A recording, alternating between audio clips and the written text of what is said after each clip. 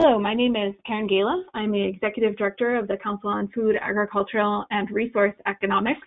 We're very pleased today to share with you this webinar as part of the summer webinar series for CFAIR about enhancing economic and social solutions for impactful agricultural and food research. The Council on Food, Agriculture, and Resource Economics has a vision of catalyzing informed decisions through applied economics. We're based in Washington, D.C., but we work across the nation with agricultural and applied economists in the land-grant university system and also at private universities. 2 years ago, we took off on a project to identify priority areas for agricultural and applied economics research.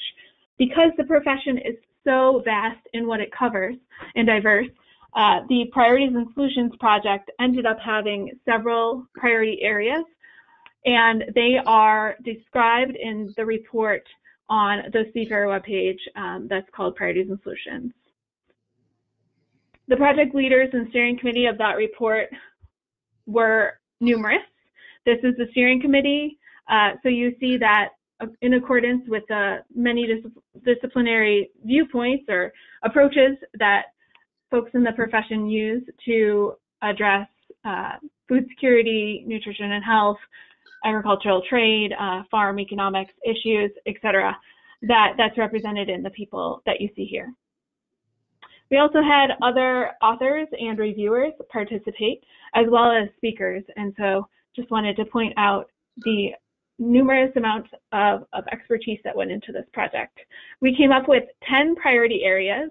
As you can see, they're very different in what they address, and some of the areas will be highlighted in today's presentations. Feel free to view the report on the CFAIR webpage. The easiest way to get there is to just Google CFAIR Priorities and Solutions, although you can also go to that link. Without further ado, we will jump into the webinar today to hear more about some specific areas related to bioenergy, human health and nutrition, and rural development issues. Our speakers are Sean Cash. Sean is a CFAIR board member. He is also the Bergstrom Foundation Professor of Global Nutrition and an economist with the Friedman School of Nutrition Science and Policy at Tufts University. He will be our first speaker. We will then hear from Wally Tyner. Wally is the James and Lois Ackerman Professor of Agricultural Economics at Purdue University. And finally, we'll hear from Mark Partridge, the Swank Chair of Rural Urban Policy at The Ohio State University. We also just take a brief moment to hear a little bit from Robin Shoemaker before we jump into the presentations. Robin, did you want to say any comments? Yeah, first of all, thanks so much, Karen, for organizing this and getting these outstanding speakers and outstanding researchers who have a lot to say about how economists and social scientists think about the challenges we face in society. Part of the reason I asked for Karen to do this was to sort of help us here at NIFA think about how we incorporate some social and economic considerations into writing our request for applications. You know, it's what's really key to this approach is to think about the choices and trade-offs, get some understanding of unintended consequences that arise from various scientific and policy endeavors. So I think these guys are going to give a really good sense of the array and type of research that can be addressed from this perspective, and hopefully give our national program leaders here at NIFA a good sense of how to think about incorporating these types of questions and approaches. So thanks again so much for doing this, and enjoy. Thank you, Robin. With that, we'll turn it over to our first speaker, Sean Cash.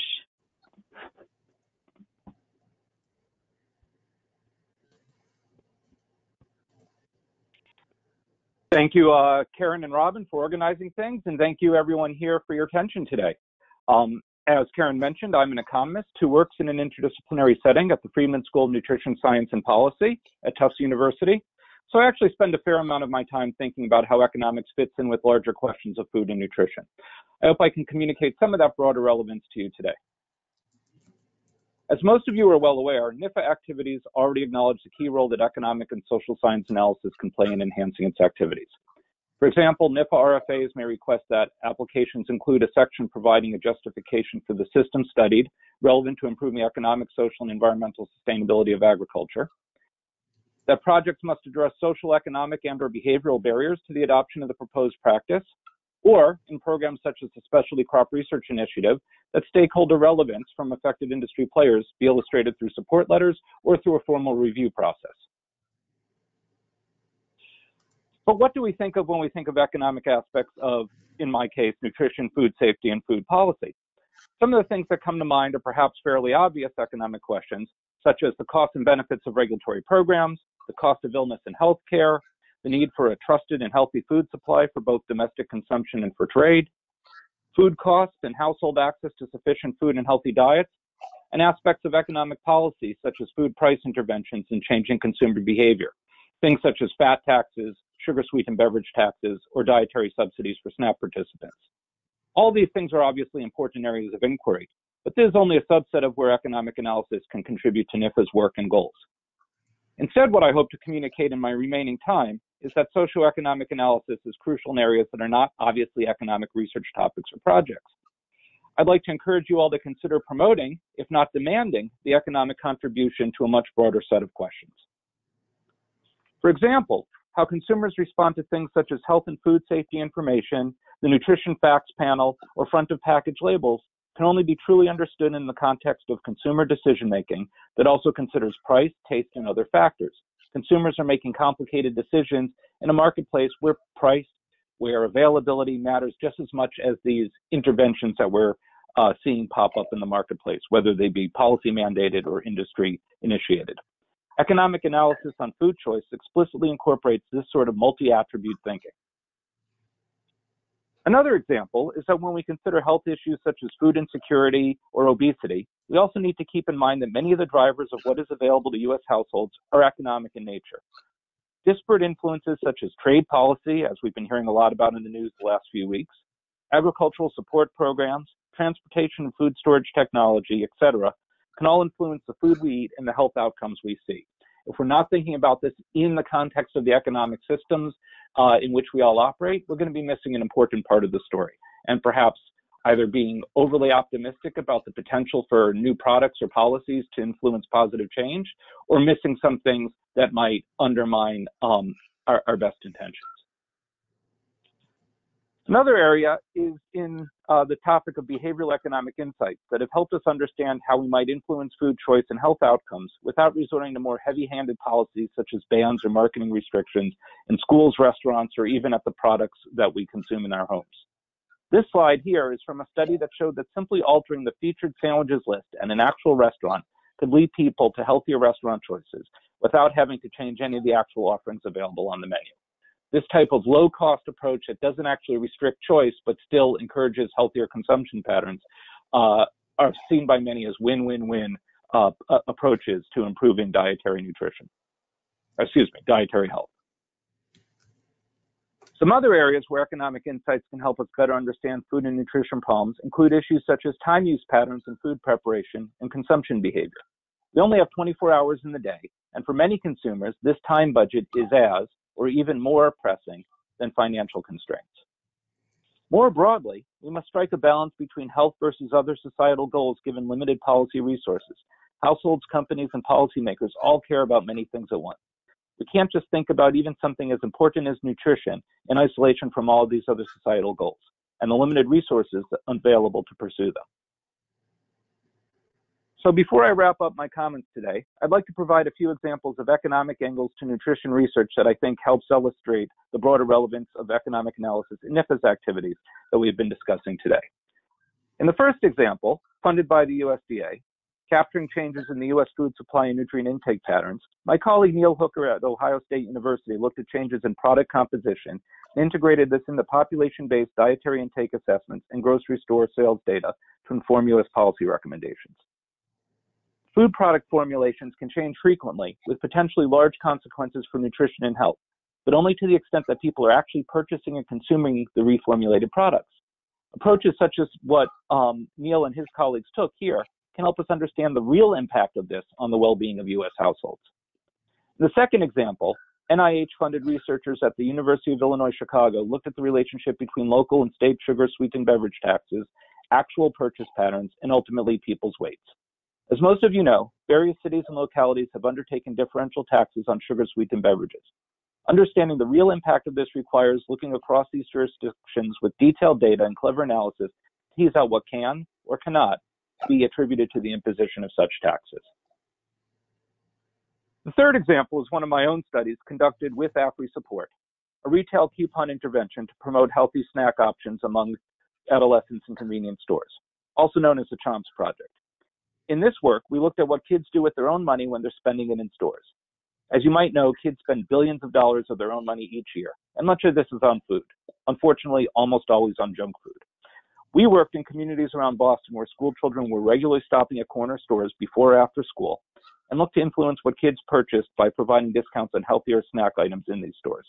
Our project showed this to be a promising approach, and we are currently planning an expanded study. Our motivation here is that improving children's health can't just be focused on schools or even at home, when kids are then buying snacks literally across the street. Especially as prior to the work that my colleagues and I conducted, little was known about how kids consider price when buying snacks or how they go about making these purchase decisions. So in conclusion, I'd like to emphasize that economics is about more than just dollars spent or saved. Of course, cost of programs, estimates of benefits from new technologies or policies, etc., all these things are still very important, but this is only a small part of the story. In my mind, economic analysis is also about consumer, industry, and yes, even agency behavior. And it's also about how we pursue multiple goals with limited resources, which is an important reality of all of human endeavor, inside or outside of government. Agricultural and applied economists, those who are already working most closely with USDA and NIFA, are among the world's top practitioners of modeling food demand systems, policy evaluation, understanding food and development issues, and modeling consumer behavior. We have a toolbox that can help multiply the impact of other activities, especially in multidisciplinary teams. Most importantly, incorporating these economic factors into a broader set of NIFA activities can improve both the scalability and the long-term sustainability of all of the programs supported by NIFA. My colleagues Wally and Mark will give some more examples of this in a few moments. Thank you for your attention today. I'm happy to answer questions later if our time allows. So Sean, just while I'm transferring over to Wally, the scalability in a way refers to the impact of the research done at NIFA. Is that correct? Yes, and I see many approaches to that. For example, there's a lot of great projects that NIFA supported over the years where we find that we can accomplish something and everything works. But then how does it work in the absence of NIFA support or other funders' supports? What we can do in a research project, even when we see promising results, we want to know that it's going to work. Well, that means that something in the marketplace or somewhere else has to sustain it over the long term and bring it to scale. And so even things that don't look like economic questions at first blush, if they don't really try from early days to address these economic aspects of what do you do when the research funding isn't there, what do you do when, how does this support itself when it's not being supported off of a researcher's desk or out of their lab, then we're going to miss the opportunity to focus on the things that really can have the largest impact over time. Great, thanks. On to you, Wally. Okay, thanks very much. Much of anybody that knows me knows that much of my work has been multidisciplinary, collaborating with others in the College of Agriculture, but also schools of engineering and science across campus. And I think this is important because the problems society faces don't fall into neat disciplinary boxes. Many of us are more comfortable working in our discipline. It's harder to work outside your discipline. You have to learn a new language. You have to understand a different mindset. and your colleagues have to do the same thing. But I think we really get better products, much better products that consider a much broader range of issues, both on the economic side and on the technical side. So when we can bring economics together, sometimes with other social sciences and sometimes with engineering or other ag disciplines, or sometimes all of the above, I think we get a much better outcome. Also, in reality, my experience has been is that we need to take a holistic systems approach in order to get it right. Otherwise we can miss something that just makes our story not convincing. My PowerPoint doesn't want to move.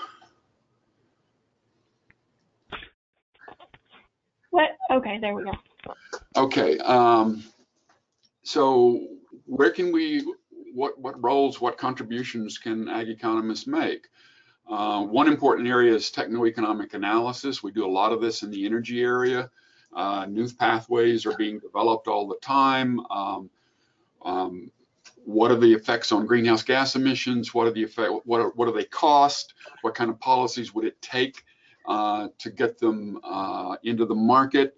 What is the efficiency of different kinds of policies? My experience has been that it's often better to do this stochastically, but techno-economic analysis is an important component. And when we integrate technical research into a broader economic context, we're much, much better able to capture both economic and environmental interactions. My experience has been that it's useful when we can combine the insights from bottom-up and top-down models. The top-down models are very aggregate, that give you a broad brush picture, but you need the perspective also of the bottom-up, sometimes farm-level models to see what happens on the ground. Also, I have found that when you include economic drivers as part of the systems research, sometimes that reveals unintended consequences that end up being quite important. And I'm going to give you some examples. The first one here is not from the agriculture area, but it is an example of work that was done by a multidisciplinary team, chemical engineer, industrial engineer, and several economists. And the question we were asking is how do plug-in hybrid electric vehicles fare in the California environment? Now, California is an interesting environment because it has the highest gas prices in the country by a long shot. So you would think that internal combustion engines would not fare well. But California also has an interesting electricity market where consumers pay higher prices the more they consume. It's a tiered electricity pricing scheme. So there's 4 or 5 blocks, and the more you consume, the higher you pay. Well, when we did this systems model, and it was an agent-based model, so the engineers had modeled all the appliances in a prototypical household in California. When does the refrigerator come on? When does the TV come on, et cetera, et cetera. When we overlaid a plug-in hybrid electric vehicle on this system, the typical household had 37% of their electricity consumption come from that hybrid vehicle. So what did that do to the cost of electricity? Bumped it way up because of this tiered pricing scheme. And that meant that, in fact, the plug-in hybrid was the least competitive vehicle in the California environment. The internal combustion engine and the Prius, the other two we looked at, were less expensive long run than the plug-in hybrid because of this policy. Well, we published this paper. It created quite a furor, and within 6 months after publication of the paper, 3 of the California utilities started offering flat rate pricing to consumers that had a plug-in hybrid electric vehicle. So, and we never would have been able to do this in economics alone. The engineers never would have been able to do it alone, but together we created something that had impact. A related study to that one that's not on this list, we also looked at what happens with plug-in hybrid penetration in the Indianapolis power market. Well, the engineers did their thing with the grid, and we looked at the market and who's going to buy these vehicles, where do they live, and it turns out that plug-in hybrid electric vehicles are purchased primarily by affluent people. Affluent people live in similar areas, similar neighborhoods. So what happens in this system then is when all these rich people come home 6 o'clock and plug in their car, they put too much stress on the system. So the electric utility is going to have to, in those neighborhoods, reinforce their substations and reinforce the grid because of the peculiar way that system happens. And again, we wouldn't have learned that without the systems team. The next paper on this list, again, is a systems team. This is mainly chemical engineers looking at a process called H2 bio-oil. It's a fast pyrolysis process. It uses a lot of hydrogen. And so we did the techno-economic analysis of the process, but then we said, okay, it matters where we get our hydrogen. We can get it, it's going to come primarily from electricity, but that electricity could come from nuclear, it could come from natural gas, it could come from solar energy. And so we modeled all these different sources of energy to produce the hydrogen, and then we overlaid carbon taxes on the system to see how each of these pathways fared under different carbon price schemes. And so you get a much, much richer analysis when you have the integration of the economic team with the engineering. The last one on this page is, again, multidisciplinary, agronomy, earth science, economics. And here we were asking the question, what are the synergies between cover crops and corn stover removal? And essentially the question was, could you sustainably remove a higher fraction of the stover if you had a cover crop? And could the revenue from that additional stover help pay the cost of the cover crop and therefore improve the sustainability of the system longer term? It was a very interesting study, impossible without the multidisciplinary collaboration. So I think NSF does a really good job of this in their food, energy, water systems. They require, or at least last time I was in one, they require 3 disciplines, and all the engineering disciplines count as one. So if you have an industrial engineer, chemical engineer, civil engineer, that's one discipline. And so they all have social sciences. It's given that they're all going to have social sciences in them, and economics is the main one that's always there. And so I think it's really important that we do everything we can to ensure that we have the disciplines to fit the problem that we're searching. And I'll stop at that point. There's more examples here, but I'll stop there.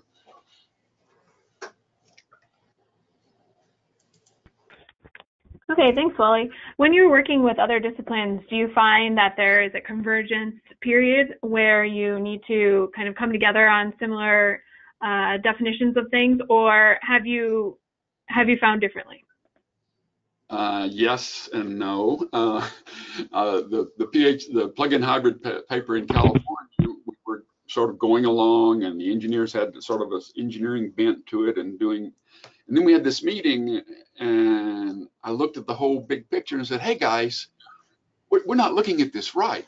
I mean, we could title this paper, When Green Turns Brown, How California Killed the Electric Car. That's the issue here. And then the engineers got it, and it changed the whole way we cast the research. So sometimes that happens, sometimes less so. Okay. So Mark, I've switched it over to you, and you should be able to bring your screen up. I just want to take a moment to remind folks that if you have questions, you can ask them by filling out the question drop-down box in the viewer panel that you have on your screen. All right, Karn, I still have the. This is Mark Partridge from Ohio State University, and can you see my? Okay, now we got it. Or no. Okay, yeah. Well, I just okay. There we have it now. Do you have it now? Okay. Looks perfect. This is Mark Partridge from the Ohio State University, and I'm going to talk about a little bit of a different part that's in USDA, but also part of the AFRI program, and that's rural development kind of research and enhancing community development. So first, just a little bit of background on rural America, just to try to illustrate some misconceptions about rural America. And this is a lot of lines, but it's actually pretty simple, is that this shows non-metropolitan areas and their population growth since 1969. So if you use the 1950 definition, These are the rural areas of 1950, and the black line is the U.S. average. And what this shows is that if we went back to 1950 and said, well, what's happening in rural America? Is it going to do very well? What we see is it actually outperformed urban America. And so in that sense, non-metro America, as defined in 1950, has done really well. What the issue is why it appears like it doesn't do very well, is that the successful rural counties are reclassified as metropolitan, which tends to be considered urban when they hit a threshold of 50,000 people, or they start getting tight commuting linkages with another existing metropolitan area. So every few years, these counties are reclassified, and what you see is each line is below for every period, and that means as the fastest growing counties are reclassified as metropolitan, what's left is an increasing number of counties that are going to struggle. So the first point is hey, if we assess rural economic development in 1950, it's been successful. It's been faster than urban growth, but it's going to become more and more challenging because what's left is more and more of the remote counties that are going to be more difficult to provide economic development to. The next slide here shows the percent of non-metropolitan America that, using the current definition, that is employed in farming. And what it shows is a steady decline from about 15% to about just under 6%. And what I'm trying to show here is there's a common misconception that rural and the agricultural economy are very closely aligned. And that's not the case in the sense that rural America, dating back now at least 40 years, has been relatively disconnected from agriculture, except for certain counties that are still very, very dependent on that. And so when I talk about rural America, it's really three rural Americas. You have the commodity-based, natural resource-based rural America that hasn't performed very well. A lot of it just productivity growth and fewer people are needed there. Then you have areas that are near cities that have created commuting linkages, so they've been able to thrive in that sense. And then you have these high amenity areas like in mountains or near lakes and so forth, and they've been relatively prosperous. So what I'm trying to get across is rural America is not agriculture to the extent that many people think it is, and it's actually much more diverse. And indeed, as I note there, 360 non-metro counties, there are a little over 2,000 of them, are dependent on manufacturing, and another 426 of them, according to USDA's Economic Research Service, are dependent on recreation and tourism, just to give you a feel for some of the diversity there in rural America. What this chart shows, though, is, okay, well, what are the issues? And the first issue is there's a common perception that we're growing apart, that the most prosperous places are vastly outperforming the slow-growing places. What this shows is the standard deviation of per capita income. What is the variation of per capita income? And looking at the weighted one where I have the blue arrow, that bottomed out in 1975. And that was a trend from the Civil War to 1975. County incomes became closer and closer and closer alike. They converged. Since then, that pattern has stopped, and there's been a divergence that now counties are growing apart, but yes, there are counties left behind. And that standard deviation has increased by about 60%. And then if you looked at per capita personal income, when you throw out transfers, you don't count transfer payments like farm payments or Social Security and so on, that gap is even more larger. And then if you get the same pattern, if you look at wages, or if you look at job growth and so on, that we're more diverging. That means that places are left behind. What are we going to do with them? This kind of illustrates then that for one indicator, how rural America lags most of urban America in terms of economic well-being. This shows poverty rates that for metro America, which is generally urban America, and non-metro, which I think is the best definition out there for rural America. And what it shows is consistently rural America has had higher poverty rates. And it shows that even to this day, they have about 3 percentage point higher poverty rates in terms of the official poverty measure. And illustrating that, yes, there's a higher concentration of low-income people in rural areas. And I'm going to come back and talk a little bit about that in terms of how that's changed over time. So what this shows here is in 1979 and then in 2015, the poverty rates across America, And red is bad, high poverty. Green is good. And so you want green, you don't want red. And what it shows in 1979, you can see these poverty clusters around the Mississippi Delta, and then what's the cotton black belt, and then around Central Appalachia, West Virginia, and Kentucky, along the Rio Grande, various reservations out in the Great Plains. Those areas have had consistently high poverty decade after decade after decade. Poverty rates where 1 out of 4 or more have been impoverished, and then that's persisted and hasn't changed. And you see the 2015 poverty rates, and one of the discouraging things, you still see the high poverty cluster stand out, but that map is becoming less green and more red, illustrating poverty, even though it's a measure that's just adjusted with inflation, despite all the growth in the economy, we still have a lot of poverty. And as I've already noted, it's higher in rural America. And we can do the same thing with employment growth. And I just want to briefly, this is employment growth from 2000 to 2007. Black is bad, green is good. And you notice how it spatially varies across the country, that there are areas that are performing relatively well and not so well. And this is just showing 2010 growth, 2010 to 2015 growth, minus 2000, 2007. What it is green is good, red is bad. Which places in green came out of the Great Recession actually doing better than what they were before the Great Recession? Places in red were struggling. And one of the things that surprises people, because you look at other measures, you see like what's popularly called the Rust Belt, Michigan, Ohio, and some of those areas, you see a lot of green. They've actually, I don't want to say they're booming, but at least they're doing better than what they were during the Great Recession. So some surprises come out. You actually look at the data instead of holding these stereotypes. So what are some research questions that really need to be asked? And the first one is, I think, is a persistent one, is how to reduce poverty, especially extreme persistent rural poverty. And so the question is, of course, we want to help the people with education, perhaps assistance in writing resumes, assistance in migrating to where there's job opportunities. However, if people don't move, and that's increasingly the case among young Americans, they just don't move, that means that if we want to help poor people, we might want to help poor places. In other words, helping poor people indirectly by building up job opportunities, say in Central Appalachia or the Mississippi Delta. So that, it's a question of, is that good policy? There's unintended consequences if you put money into poor places. Many economists argue you're taking money from productive areas to less productive areas. You're hurting the aggregate U.S. economy.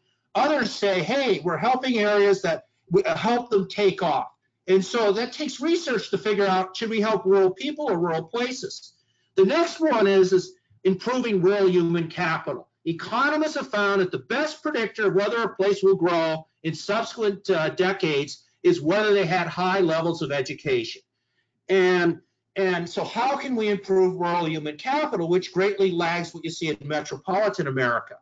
And then likewise, what causes rural population growth? That's been a long-term question, but I noted that there's been structural changes in the economy. There's less migration, robots are becoming more important. All these structural changes coming out of the Great Recession implies what we see is it seems to be different, and we don't really understand what drives rural growth.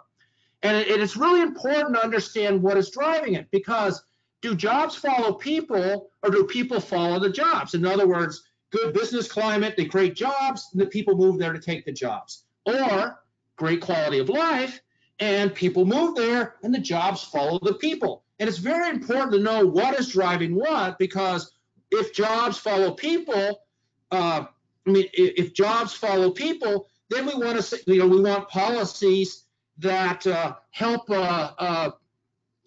increase the quality of life of the area. So make the area that's more attractive to people, clean environment, good schools, public services, whatever that might attract people. Likewise, if it's people following jobs, the policy should be more aimed at how we enhance business productivity, perhaps lower taxes, a lighter regulatory regime, and so forth. And so these are important, understanding that then drives what kind of policies. Closely related to that is how can we improve middle-class prosperity in rural America? And basically, the median household income in the United States has been very stagnant since 1973, but it's hardly budged since the year 2000. The next area of research I'll note is the value of government tax incentives and subsidies. Local governments and state governments incentivize companies by offering them subsidies, and these create a whole host of unintended consequences. For example, that you might incentivize, say, a Walmart, for example. Look at this great Walmart. It's going to employ 200 people. However, you put out of business all these small businesses that employ 300 people. So now you have a Walmart that doesn't pay much in taxes, and you put out of business all these other businesses that were paying taxes. The other feature is that if you incentivize certain kinds of economic activity, you might displace other kinds of activity that would have happened. So, for example, if you incentivize a big manufacturing plant, now that's probably going to drive up wages and makes existing smaller businesses less competitive, and they'll be more likely to shut down. There'll be fewer business startups. And the point is that what seems like a good policy has these unintended consequences that will have long-term issues, and that if you don't have local entrepreneurship, you're in trouble. And indeed, another issue is politicians and companies use these incentives as a way to garner favor with the public if you're a politician, or get money from taxpayers if you're the company. And then, as I said, related to does jobs follow people, is how to improve quality of life. And if it's people-led, how you should do it. So, for example, there is nothing that most rural America can do about stopping the flow of young adults to cities. However, around the developed world, somewhere around the age of 34, 35, they start coming back to rural areas. Maybe not enough to offset the initial fleeing of the young people, but they start flowing back. And so how do you, so focusing economic development on cohorts that are more realistic, like people in their 30s, how do you do that? Better schools. I say that's not just human capital development, it's a great economic development strategy, as some people at the Economic Research Service is showing. Clean environment. And one of the things I say is the kind of people you want to attract want good schools, and they're going to want a clean environment because they can live anywhere in the world. Why would they pick a place with terrible schools for their children and a dirty environment? So these are the kind of things that, to the extent that it's rural quality of life is a really important factor, that would be the kind of things we need to understand.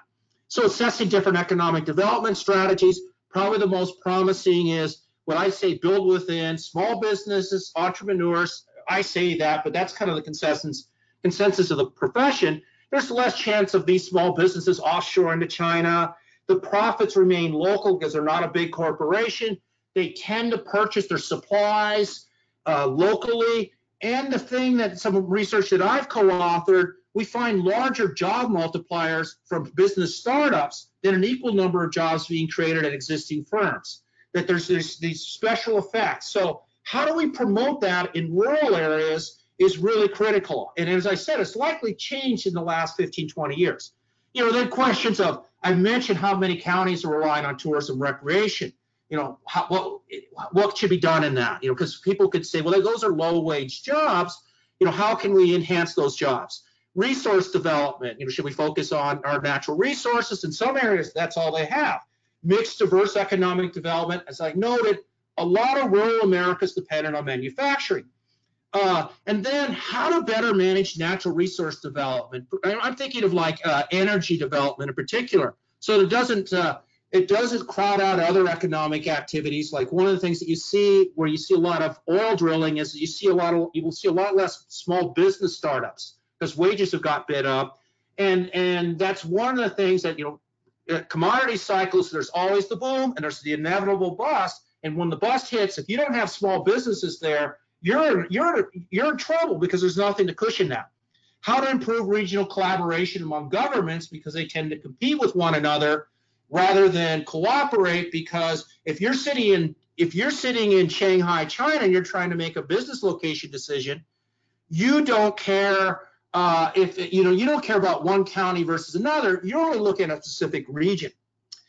And then this also could create commuting opportunities. You don't have to have the jobs specifically in your rural county, but you have to have access to those jobs for your residents. So one example of an AfriGrant, I'll just pick one of my own because I know it the best, and there's been many, many, many fantastic AfriGrants, but this was maximizing the gains of old and new energy development for America's rural communities. And what we did is we also had, this particular round, we had an extension component, And what we did is we assessed rigorously what are the job impacts of energy development. We found, like, on an average, you create 10 energy jobs, you get less positive spillovers, multiplier effects, than you would if you created 10 manufacturing jobs or 10 jobs elsewhere. So, in other words, you don't get these giant positive spillovers on that. And then we found there's other unintended consequences. Like I said, small business startups tend to decline and so forth. The point is you get this rush of money coming into communities, and if communities don't manage it well, they could set themselves up really in a bad position when the inevitable commodity bust comes. Energy prices, boom, bust, boom, bust. And so this study with our extension component had impacts on local government planning, explain the boom bust nature of energy development to local government officials. So they say, hey, this is not going to last forever. Make sure you have some sort of reserves, and and not spending as if the good times will last forever, and trying to educate that. And I think our evidence from extension is that was relatively successful. So I'm sure I went longer than I was supposed to, but kind of an introduction there to rural economic development and the role of research in that. Great, thanks, Mark.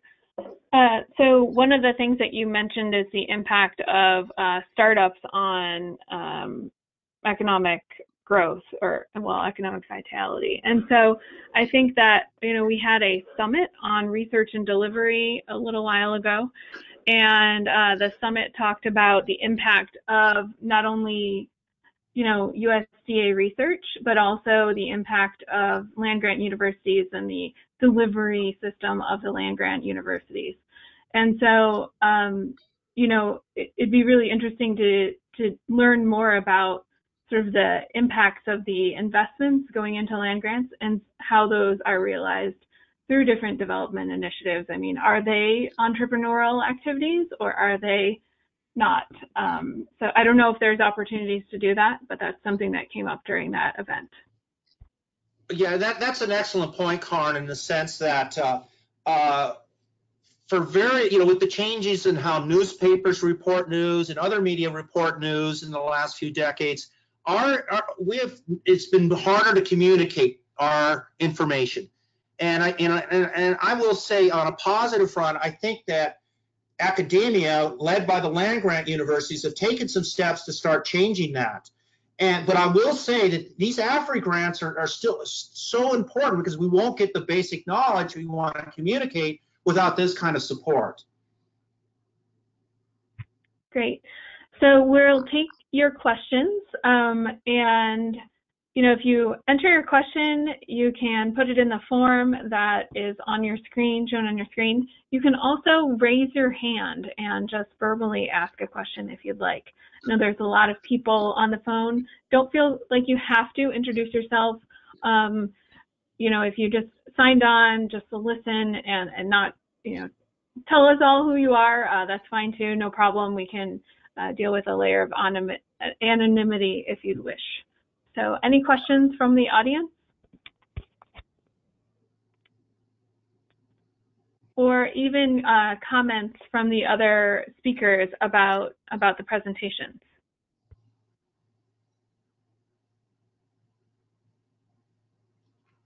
I had a Karin, this is Mark Partridge. I had a question. Yes. For Wally.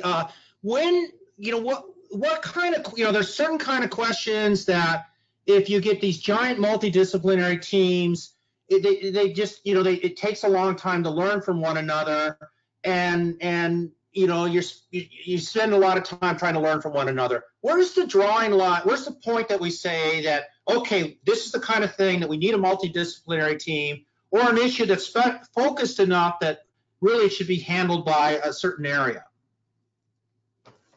My experience is that multidisciplinary research works best when you have people who have already worked together. They know each other's strengths and weaknesses. They know what each discipline can contribute, and that works really well. I've had several of those. There's a group of people here that I work with on many different projects, and it's so streamlined because we all know the roles that we play. We know what we can learn from each other. We know how we can contribute to the whole. And so I think that experience is really important. Of course, there's the question, how do you get the experience? Well, you got to start somewhere. So maybe you do start small, but and probably these huge grants is not the place to start. Those are increasingly difficult to manage. The time in terms of the administration is pretty large. So maybe you do start at a smaller scale, some of the smaller grants, and then build up.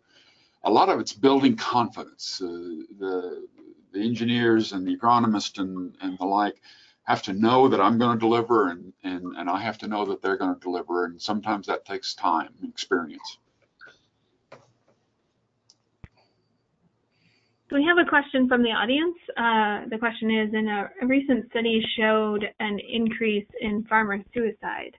Do you have any suggestions on sort of address methods of intervention to prevent this?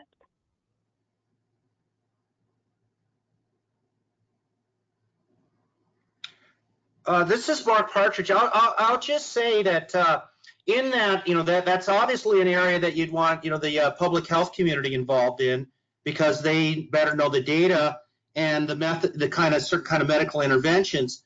But it's also the kind of area, just for example, that rural development plays a role, because as we know, the largest source for the vast majority of farmers of their income is off-farm commuting kind of income. And that's certainly a greater rural development problem.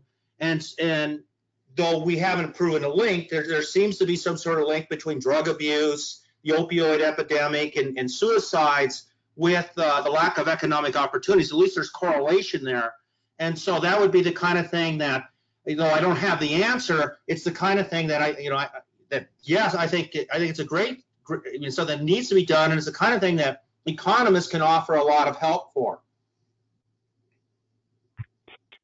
Great. I would follow up on what Mark said. I would agree that, certainly you need the involvement of the public health community, but I think it's exactly the type of challenging problem that we do need multidisciplinary approaches, and where economics really can contribute a lot. I wouldn't expect or ask an economist to think about the best prevention approaches, but certainly economic analysis could help understand where the folks at greatest risk might be living, and what types of changes we've seen in the past that might help us understand when and where new risks arrive. So I think this is exactly the type of thing where, even though it's not an economic question in terms of the way we typically formulate it, it's a place where economic analysis can help us really target our prevention and our prevention efforts. Great, thank you. The next question is, what methods of granting do you see as beneficial to working in large groups, multidisciplinary groups, and then what types of characteristics do you prefer for grants that you're working in a specifically discipline-oriented group? If I could, this is Sean Cash, if I could say something that I'm sure my colleagues have thoughts on it as well, but I think it was Mark alluded earlier to the challenge, or maybe it was Wally, to the challenge in trying to formulate these multidisciplinary teams in terms of the management approach. So I think some of the larger RFAs that we see go out that really demand that, it be multi-institution, multidisciplinary, et cetera. Those things are great. That's a way of approaching some of the tough problems that where NIFA is looking to make a contribution.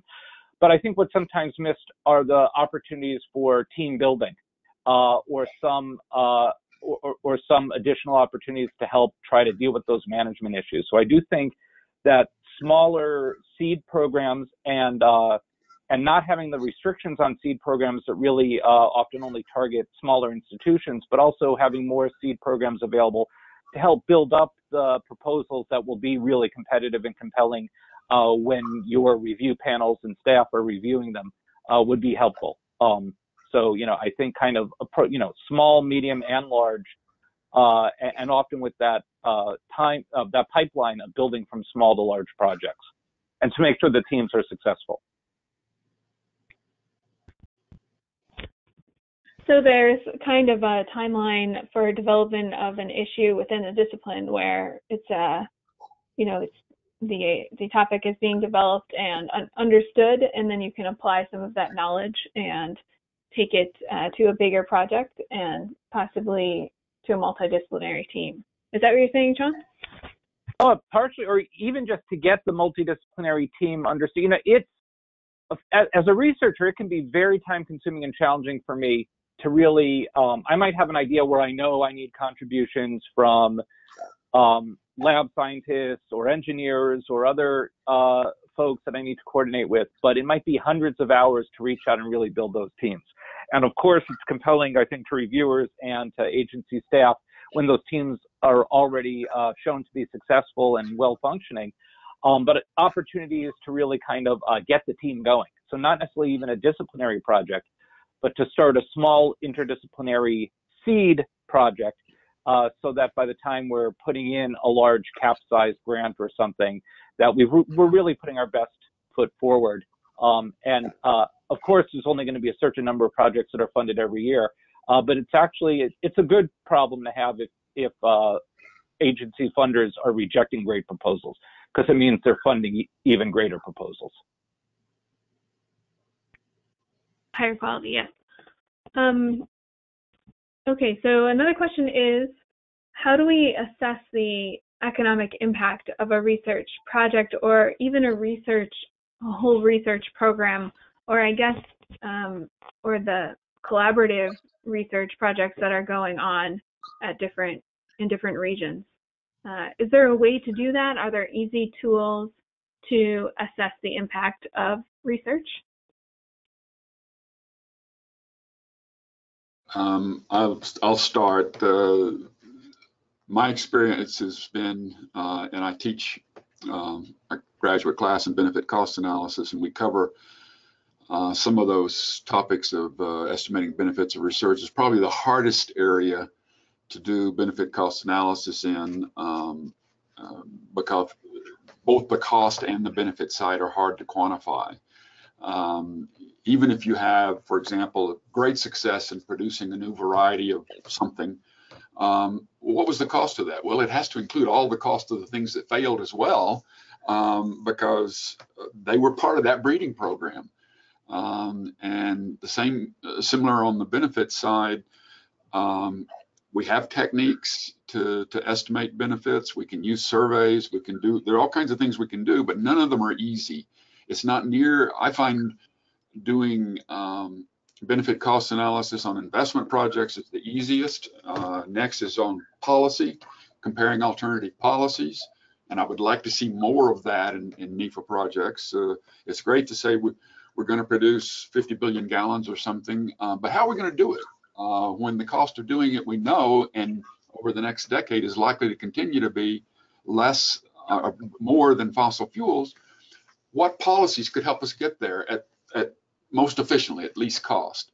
But then the hardest area is what's the benefit cost comparison of a particular investment or set of investments in research. That's really tough. It can be done.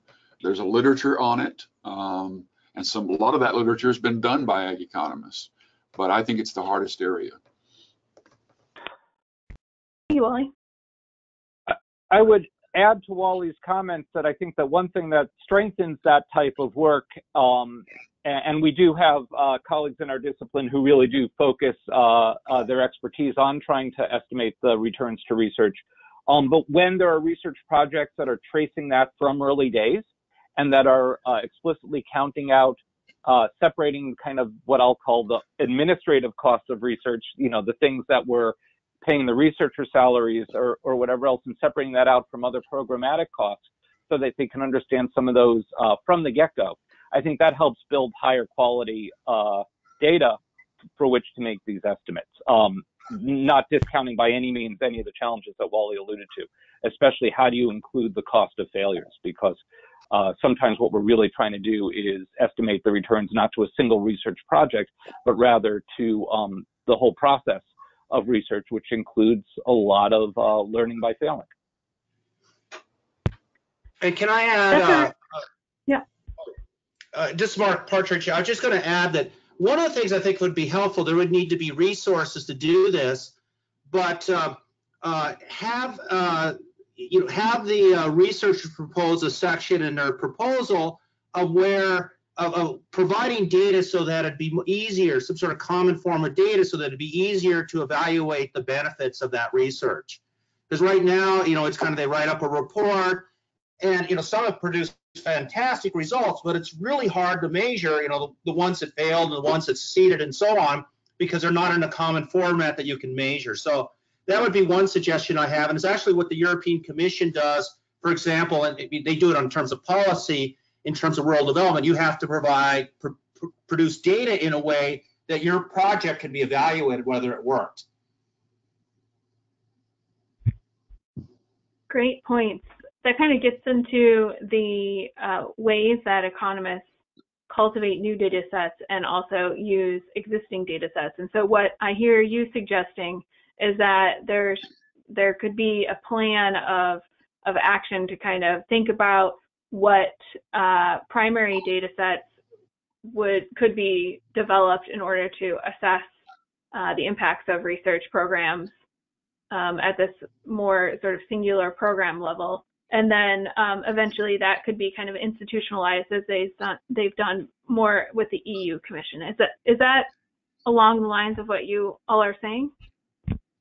Well, what I was saying was that one of the things they did is that, this was in terms of economic development, but I'm talking about in terms of research grants, is that they said you have to produce data in a way of measurement so that we can evaluate whether this project worked or not.